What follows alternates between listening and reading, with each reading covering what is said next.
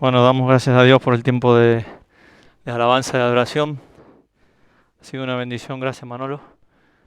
Eh, Me quedaba pensando en lo que cantamos y digo qué fuerte, ¿no? Lo que hemos cantado. Las letras. Y muchas veces he escuchado que, no sé si es bueno o malo el dicho de que los cristianos cuando más mienten es cuando cantan. Y dicen, claro, te amo más que a mi vida. Y claro, ¿la solución cuál es? ¿No cantar? No. La solución es rendir nuestro corazón apuntando a eso, a que podamos amar al Señor más que nuestra vida. También me acordaba de la otra canción que decía Sanando heridas. Me acordaba del el himno antiguo, no sé si algunos seguro que lo conocéis.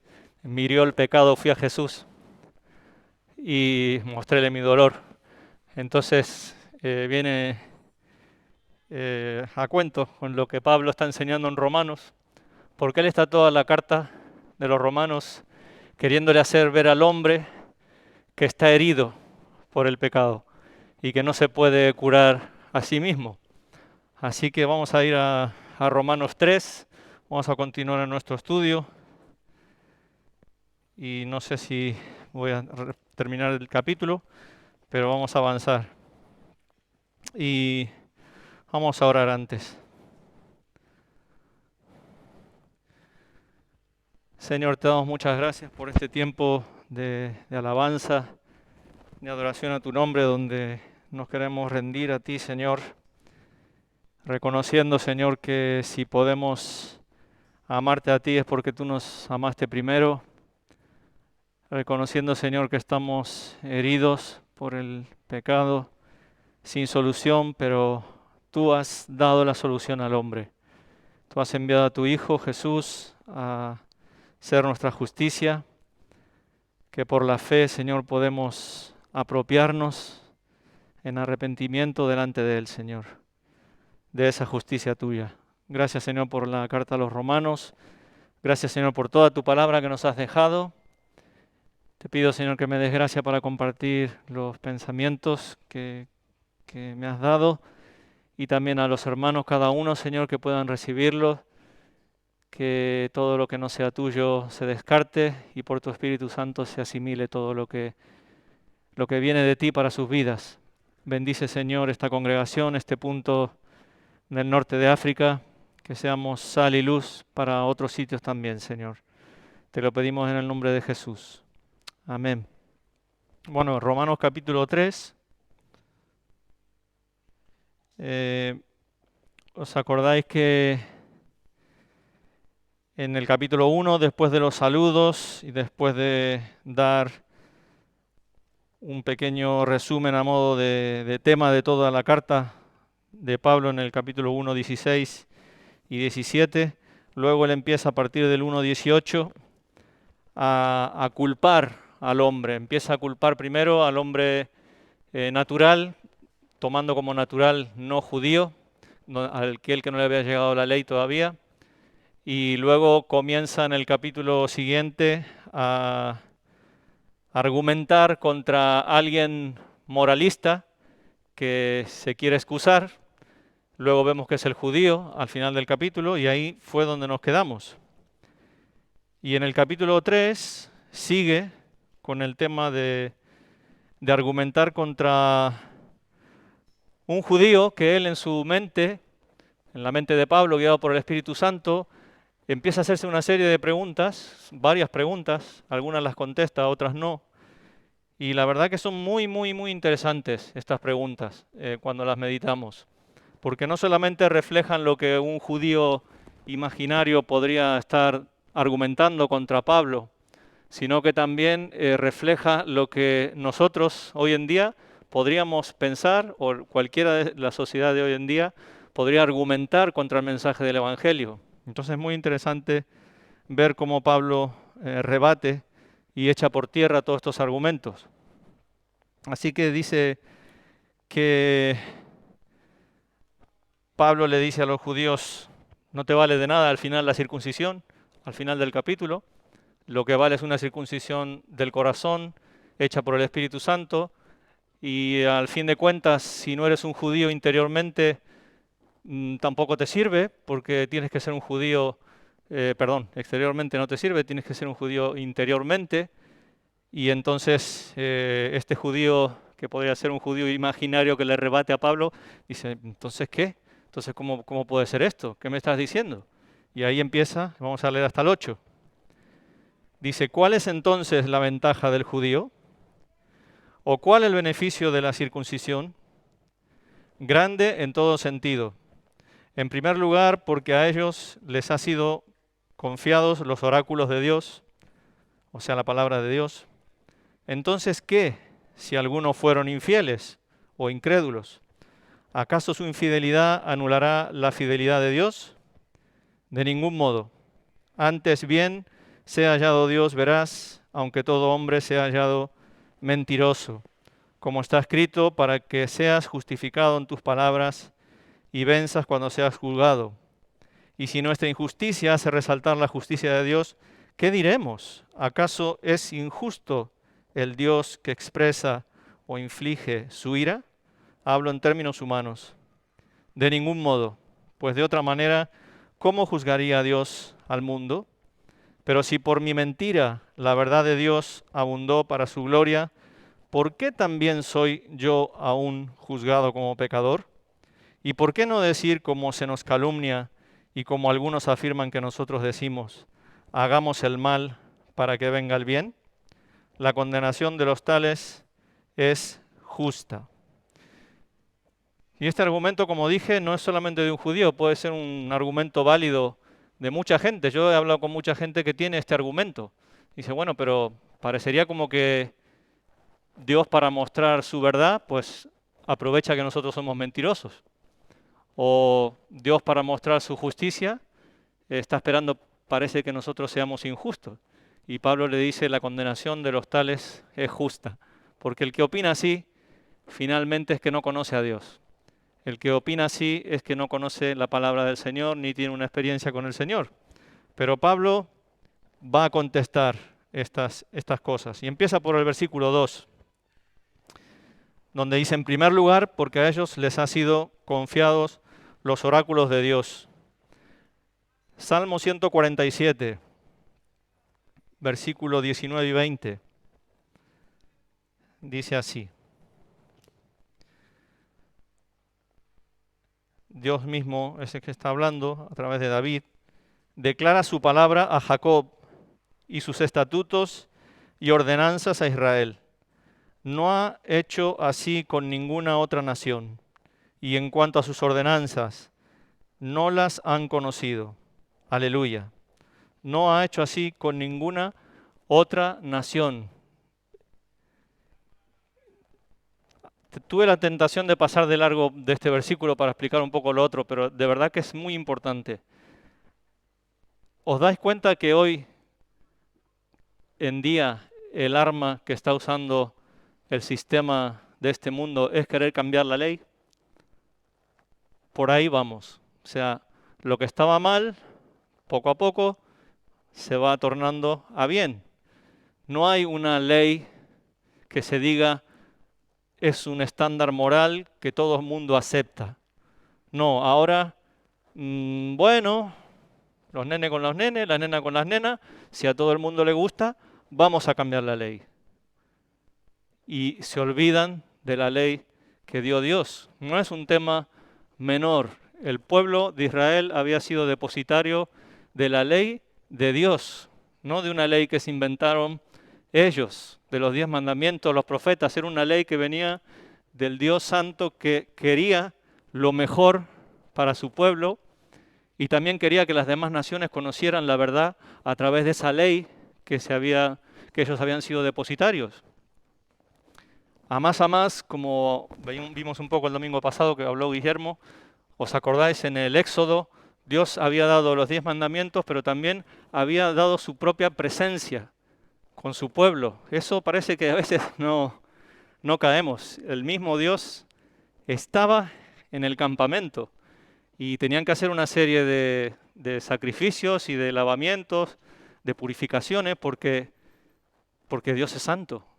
Y Dios decía, ninguno se acerque al monte porque si no están purificados o yo no lo ordené, van a caer fulminados. Y esto era lo que había pasado con el pueblo de Israel. Era la fidelidad que Dios le pedía a ellos, tener la ley y su presencia entre ellos. Así que, ¿qué ventaja más grande tenía el pueblo de Israel al tener a un Dios así y a un Dios que había dado una ley capaz de permitir, si se seguía, de tener la misma presencia del Dios Todopoderoso, Creador del cielo y de la tierra, entre ellos? Era un privilegio enorme. Así que no se podía despreciar, realmente tenían ventaja. Pero claro, esa ventaja tenía que ser aprovechada, tenía que ser aceptada también por fe. Y la nación entera recibió esta bendición. Pero este hecho en sí mismo, de ser depositarios, de haber recibido la ley, no les representaba la garantía de un futuro prometedor, la garantía de ser salvos, el solo hecho por sí mismo de tener la ley de Dios. Y es lo que Pablo les está queriendo decir. Vosotros creéis y confiáis que porque habéis recibido y tenéis esa ley, Dios no os va a juzgar por eso. Y entonces le dice, ¿entonces qué? Versículo 3. Si algunos fueron infieles, ¿acaso su infidelidad o incredulidad anulará la fidelidad de Dios? Y de inmediato Pablo dice, de ninguna manera, de ninguna manera. En Éxodo 32 se relata también uno de los pasajes del Antiguo Testamento de los más tristes, si acaso el más triste que hay para el pueblo de Israel. Es cuando hacen el becerro de oro. Y Moisés se va arriba, Dios les prepara con su propio dedo los 10 mandamientos para que él baje, y cuando va bajando escucha los gritos que él pensaba que podía ser de guerra, y Dios le dice, no, estos no son gritos de guerra, son gritos de alegría, de borrachera, de orgías, de muchas cosas que sabemos hoy por Primera de Corintios lo que eran. Y Moisés rompe las tablas. Al principio del capítulo 34 de Éxodo, Dios ya le dice a Moisés, voy a renovar el pacto que hice con tu pueblo. Y fijaos que en el 32 estaba bajando con el pacto para instaurarlo. Y en el 34 Dios tiene que decir, lo voy a renovar, porque en nada de tiempo el pueblo ya mostró rivalidad, el pueblo mostró dureza de corazón. Y al punto de que Dios le dice a Moisés, déjame que los consuma a todos, y yo voy a ser un pueblo de ti. Y Moisés, en su misericordia, porque Dios le guía, dice, no sea que los egipcios y las demás naciones digan, ¿para qué los sacaste de Egipto? Para matarlos. Entonces Dios tiene misericordia. Pero si leemos esos capítulos, vamos a ver que Dios escuchó a Moisés, pero murieron igual muchísimos del pueblo. Al punto que Moisés tuvo que decir, ¿quién está por Jehová? ¿Y quién no? Y los hijos de Leví estuvieron por Jehová. Y lo siguiente fue, levantad espada, entrad por puerta a puerta de las tiendas, y cada uno asesine a su hermano, a su pariente, de los que no están con el Señor. Tan serio era este evento que pasó lo que pasó. Así todo, Dios tuvo misericordia y no los consumió, pero es lo terrible que era tener a un Dios santo en medio de un campamento. Y bueno, luego Primera de Corintios, mismo Pablo en el capítulo 10 del 1 al 5 nos dice, no han estado vuestros padres bajo la nube y el Señor era la piedra, la roca espiritual que los seguía, etcétera, etcétera. Y sin embargo, de la mayor parte de ellos no se agradó el Señor.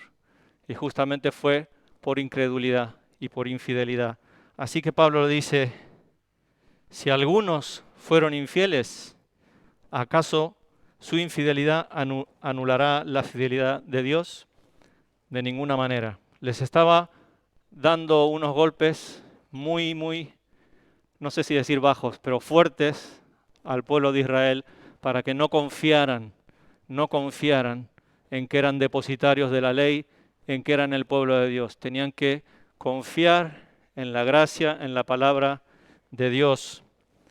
Y algún teólogo, que no me acuerdo quién era, dijo que Dios, y a través de Pablo en estos primeros versículos, es muy duro con el pueblo de Israel, y en los capítulos anteriores con todo hombre, es muy duro y pisotea al hombre en el suelo, pero no de una manera malintencionada, sino que lo deja por el suelo, nos deja por el suelo a todos, justamente para mostrar una gran misericordia y un gran amor en Cristo Jesús, en la salvación. Porque hasta que el hombre no llega a estar así, decaído y depisoteado, y reconocerlo y verlo, no va a levantar los ojos en fe hacia el Señor. Y llega un punto que es lo que le puse el título a la meditación. En el versículo 19 de este capítulo 3 dice: ahora bien sabemos que cuando dice la ley, lo dice a los que están bajo la ley, para que toda boca se cierre o se calle y todo el mundo sea hecho responsable ante Dios.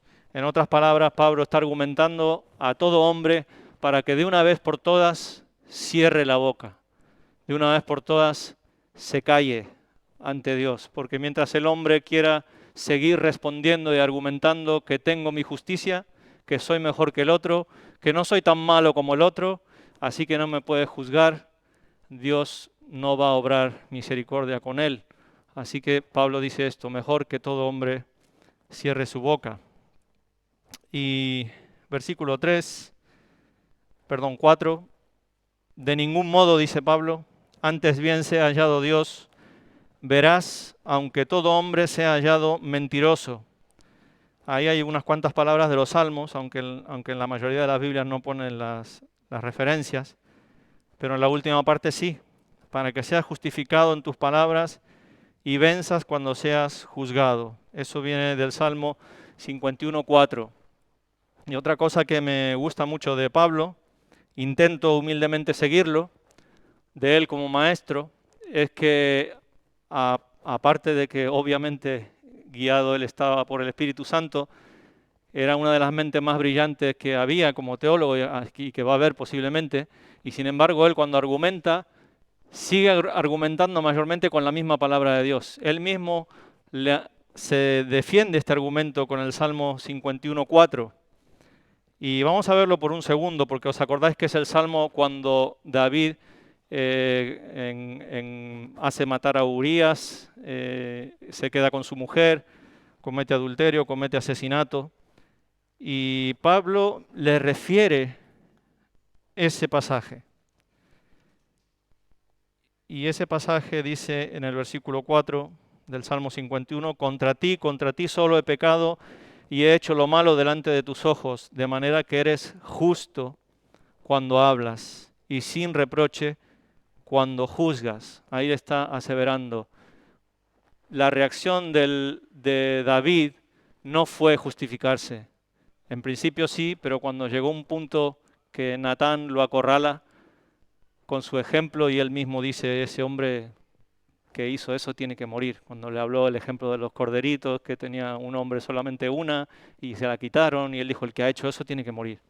Entonces él dice: ese hombre eres tú.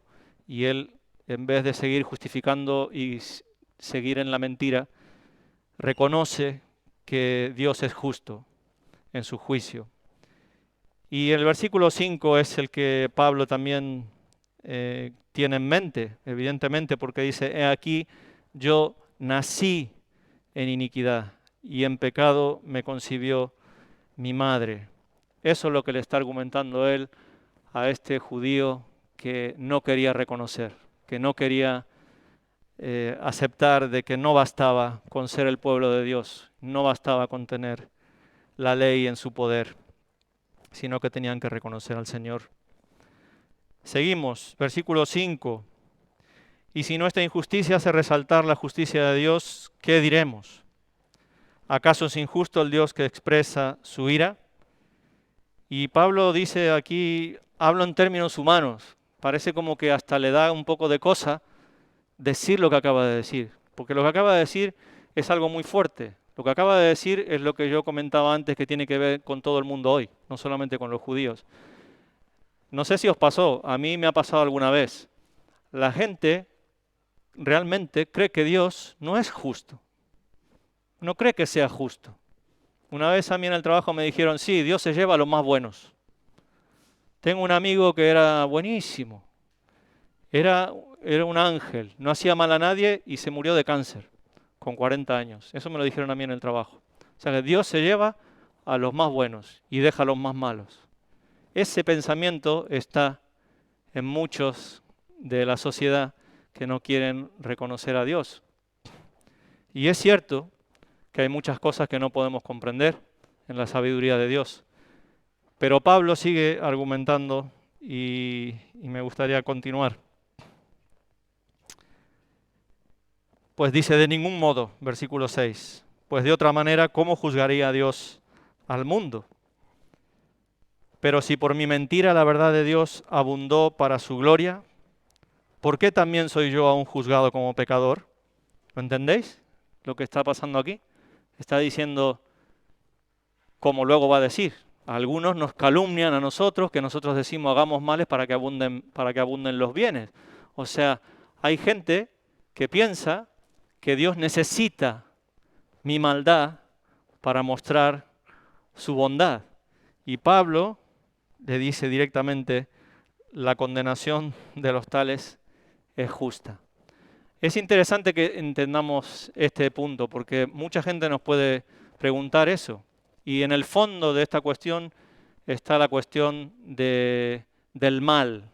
Eso tiene todo un estudio aparte que deberíamos hacer.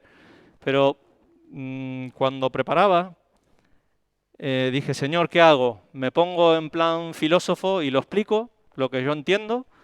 ¿O mejor hago como Pablo, que cogió el Salmo 51 para explicarlo? Y bueno, el Señor me guió a hacer lo segundo, como Pablo. Y yo quisiera que nos acordemos del libro de Job. ¿Os acordáis del libro de Job? Voy a referir solamente unos versículos, no hace falta que lo busquéis. Pero Job, si recordáis toda la historia, después de las calamidades que sufrió aparentemente sin causa, dice en el capítulo 1, versículo 22, Job no pecó porque no atribuyó despropósito alguno al Señor. En el capítulo 2, versículo 10, dice, con todo, o sea, después de toda la que le había caído, Job no pecó con sus palabras. Y la palabra dice que no pecó. Si hubiera tenido razón, pues no hubiera dicho que no pecó por no acusar a Dios. O sea que no acusar a Dios es no pecar. Y el problema de este judío imaginario en Romanos y de la gente que piensa así es muy sencillo. Dios te tiene sentado en el banquillo de los acusados como pecador para que reconozcas tu pecado, para que aceptes el sacrificio de Jesucristo en la cruz y tengas salvación y seas libre de toda la ira de Él. Y el hombre quiere sentar a Dios en el banquillo de los acusados y decirle, tú tienes la culpa, tú tienes la culpa. La mujer que tú me diste, la mujer que tú me diste es la que me hizo pecar. En el capítulo 38, yo recomiendo leerlo, el libro de Job. Sé que no es un libro que se lea mucho, pero Dios convence a Job de su ignorancia de Dios. Dios le convence y en un momento le dice, bueno, a ver, ciñete. Dice, yo te voy a preguntar y tú me vas a responder a mí. Y lo que viene ahí es para no perdérselo. Lo que viene escrito ahí es para no perdérselo. Le empieza a preguntar a Job, ¿dónde estabas tú cuando yo puse las bases de la tierra? ¿Dónde estabas tú cuando yo hice las constelaciones, las Pleiades, el universo entero? ¿dónde estabas tú en la eternidad que no te vi? Porque yo soy eterno, porque yo entiendo lo que tú no puedes entender de ninguna manera. Y Job, en el versículo 4 del capítulo 40, había respondido bien a sus amigos. Sus amigos habían respondido más o menos, en muchos casos mal. Al final, Job tiene que orar por sus amigos. Pero Job dice algo muy interesante en el capítulo 40. Dice, he aquí que yo soy vil. He aquí que yo soy vil. Aunque no entiendo por qué me ha pasado todo esto. Aunque sé que estos me están aquí criticando de algo que no hice. Y aunque no lo puedo comprender de ninguna manera, yo me doy cuenta que yo soy vil y que no sé. Hablaba lo que no entendía, cosas demasiado maravillosas para mí. Mas ahora mis ojos te ven y dice, me aborrezco.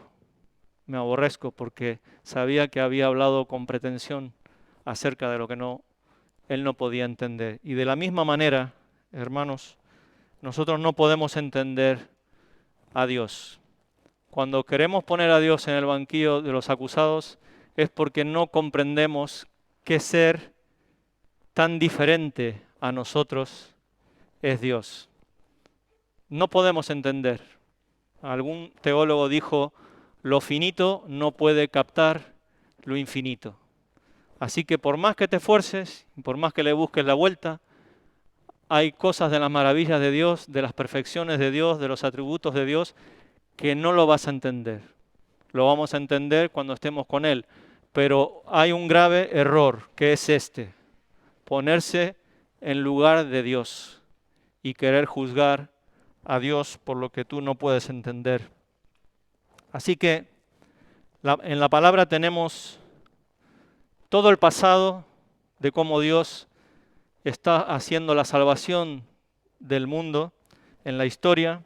Tenemos el obrar de Dios. Tenemos el presente de la iglesia, el presente del reino.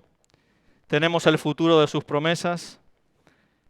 Y en toda esta revelación que tenemos, Dios muestra que es bueno. Y Dios muestra que Él es justo. Así que no es que Dios se ganó el derecho a que creas y confíes en Él. Dios no se tiene que ganar ningún derecho. De hecho, Dios no te explica el versículo 1.1 de Génesis. Dios no te explica por qué lo de la serpiente. Dios no te explica un montón de cosas. Dios no tiene por qué explicarte, porque somos criatura y Él es el ser. Alguien dijo que Dios no existe. Y en cierta manera es verdad, porque lo que existe es lo que sale de algo, como la palabra en inglés, exit. Tú sales y existes porque Dios te hizo existir, pero Dios no existe. Dios es. Dios es. No hay nada fuera de Dios. Es lo más grande que hay y es santo sin medida, justo y bueno. O sea que las cosas que no entendemos ahora las vamos a entender por Él. Así que Él no se ganó el derecho a que confiemos en Él. Él muestra en la Biblia, en toda la Biblia, que Él tiene derecho a que creamos en Él y que no tenemos derecho a dudar de Él. Y la guinda del pastel se dice, ¿no? No busques más explicación, porque aunque no lo entiendas, si miras la cruz de Cristo, no hace falta que entiendas más. No hace falta que entiendas más. Porque ¿qué Dios, siendo como es Dios, pudo haber hecho lo que hizo el Señor en la cruz? ¿Qué Dios va a venir a hacerse hombre, a sufrir como uno de nosotros, a dar su vida, a llevar el castigo que nosotros merecíamos en la cruz del Calvario y darnos esperanza de vida eterna para estar con Él, como en aquel tabernáculo en la antigüedad, en la presencia de Dios, pero ya más, no más sacrificios, no más miedo a quedar consumido por su santidad, sino estar para siempre con Él? ¿Qué Dios va a hacer eso si no es justo y si no es bueno? Por eso Pablo parece como que está ahí medio enfadado. De ningún modo, de ningún modo. No te atrevas a querer argumentar que Dios es injusto y que necesita tu injusticia o tu maldad. Dios es justo y lo ha mostrado en el Señor Jesucristo y en su obra. Vamos a ir terminando. Y dice Romanos 3, un poco más adelante, el versículo 9, dice, entonces, ¿qué? ¿Somos nosotros mejores que ellos? De ninguna manera, porque ya hemos denunciado que tanto judíos como griegos están todos bajo pecado. Y luego, pues aquí, esta lista que es también que cita Pablo, de los Salmos y de otros sitios, no hay justo ni aun uno, no hay quien entienda, no hay quien busque a Dios, etcétera, etcétera, etcétera. Y dice, no hay quien entienda, lo que hablábamos antes, no podemos entender por nuestra finitud y no podemos entender porque estamos heridos por el pecado. Nuestra capacidad de entender está contaminada, no podemos comprender como deberíamos. No hay quien busque a Dios. Si no es por la palabra del Evangelio, si no es por un arrepentimiento y fe en el Señor Jesucristo, no hay quien busque a Dios. Pero cuando por la predicación y por el Espíritu Santo el Señor toca los corazones, se puede empezar a entender y se puede buscar al Señor. Al final, en el versículo 18, dice, no hay temor de Dios delante de sus ojos. Quizá eso es lo que resume a la persona, a todo ser humano, sin Dios. No hay temor de Dios, no hay reverencia ni respeto, nada hacia Dios. Queremos seguir escondiéndonos. Y bueno, a ver, para terminar, sí. 21 y 22. Pero ahora, aparte de la ley, la justicia de Dios ha sido manifestada, atestiguada por la ley y los profetas. Me acuerdo cuando Javi en más de una ocasión nos dice, qué bueno que están los peros. Y este es uno de esos. Este pero es, vamos, la pera. Pero ahora, aparte de la ley, gloria a Dios, aparte de la ley, porque si no hay un pero ahora, aparte de la ley, como decimos en mi país, estamos en el horno, todos, toda la humanidad. Pero el Señor ha tenido misericordia. Pero ahora, aparte de la ley, la justicia de Dios ha sido manifestada, atestiguada por la ley y los profetas. Es decir, la justicia de Dios por medio de la fe en Jesucristo para todos los que creen, porque no hay distinción entre judíos, no judíos, morales, no morales, completamente depravados, semidepravados, medio depravados, buena gente, no hay distinción. Todos somos pecadores y solamente es aparte de la ley perfecta de Dios que nadie puede cumplir a excepción del Señor Jesucristo que la cumplió de cabo a rabo. No hay quien pueda justificarse. Así que a partir de aquí Pablo va a desarrollar un poco más, después de haber arrinconado al hombre como en un ring de boxeo. El hombre se quiere defender y va tirando golpes, pero al final lo dejan knockout en la lona, ya no hay justificación posible. Y así es el Señor con su palabra. Nos va haciendo ver lo que somos, con el propósito de salvarnos, con el propósito de tener misericordia de todos nosotros. Luego seguirá con la fe, con el ejemplo de Abraham, etcétera, etcétera, con el segundo Adán. Y bueno, si Dios quiere y me da gracia, lo vamos a seguir viendo. Vamos a orar. Señor, te damos muchas gracias por tu palabra. Te damos gracias, Señor, porque eres bueno, porque eres justo, porque no podemos llegar a entenderte como eres. Eres muy diferente a nosotros. Si bien nos has hecho a imagen y semejanza en cosas del carácter, pero Tu conocimiento no hay quien lo alcance. Pablo luego más adelante se va a maravillar de tus caminos, juicios insondables, inescrutables caminos, y nosotros tampoco podemos llegar, Señor.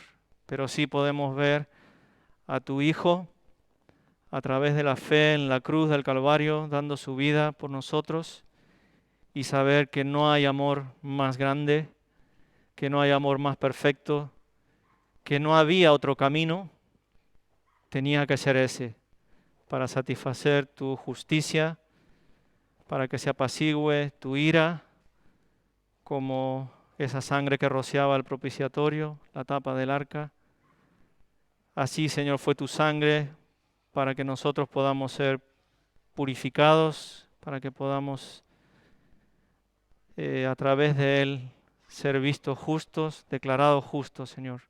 Te alabamos y te bendecimos. Y pedimos, Señor, que nos ayudes el resto de esta semana, que nos ayudes a conocerte más, que nos ayudes, Señor, en nuestra debilidad, pecado, a venir a ti en arrepentimiento cuando haga falta. Y también, Señor, que nos ayudes a ser sal y luz para este mundo que necesita tanto de ti y ni siquiera se dan cuenta, Señor.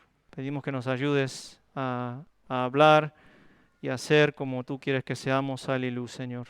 Te lo pedimos todo en el nombre de Jesús. Amén.